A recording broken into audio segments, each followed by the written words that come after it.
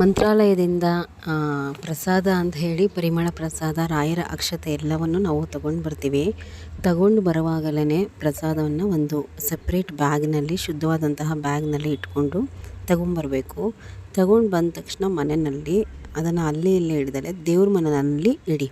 ನೀವು ಯಾವತ್ತು ಬರ್ತೀರಾ ಅಂದರೆ ಬೆಳಗ್ಗೆ ಬಂದರೆ ಪ್ರಸಾದ ಒಡೆಯುವಂತಹ ಅವಕಾಶ ಇದ್ದರೆ ಆವತ್ತು ಹೊಡೀಲಿ. ಇಲ್ಲ ಅಂತಂದರೆ ನೈಟ್ ಏನಾದರೂ ಬಂದಿದ್ದರೆ ಮಾರನೇ ದಿನ ಕ್ಲೀನಾಗಿ ನೆಲ ಮನೆಯೆಲ್ಲ ಒರೆಸಿ ರಾಯರ ಮುಂದೆ ತುಪ್ಪದ ದೀಪವನ್ನು ಹಚ್ಚಿಬಿಟ್ಟು ದೇವ್ರ ಮನೆಯಲ್ಲಿ ಪ್ರಸಾದವನ್ನು ಓಪನ್ ಮಾಡಿ ಇಟ್ಟು ದೇವ್ರ ಮುಂದೆ ನೀವು ಅದರಲ್ಲಿ ಪೂಜೆ ಎಲ್ಲ ಆದಮೇಲೆ ಮನೆ ಮಂದಿ ಎಲ್ಲ ಮೊದಲು ಆ ಪ್ರಸಾದವನ್ನು ಸ್ವೀಕಾರ ಮಾಡಿ ರಾಯರ ಅಕ್ಷತೆಯನ್ನು ಎರಡೆರಡು ಕಾಳು ಎಲ್ಲರೂ ತಲೆ ಮೇಲೆ ಅವತ್ತು ಹಾಕ್ಕೊಂಡಾದಮೇಲೆ ನೀವು ಪ್ರಸಾದವನ್ನು ಬೇರೆ ಯಾರಿಗೆಲ್ಲ ಹಂಚಬೇಕು ಅಂದ್ಕೊಂಡಿದ್ದೀರಾ ಹಂಚಬೇಕು.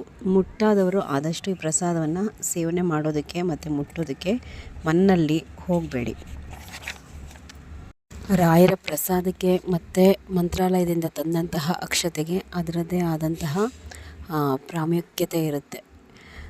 ದಯವಿಟ್ಟು ಅದನ್ನು ಸರಿಯಾದಂತಹ ರೀತಿಯಲ್ಲಿ ಬಳಸಿ. ಎಲ್ರಿಗೂ ನಮಸ್ಕಾರ.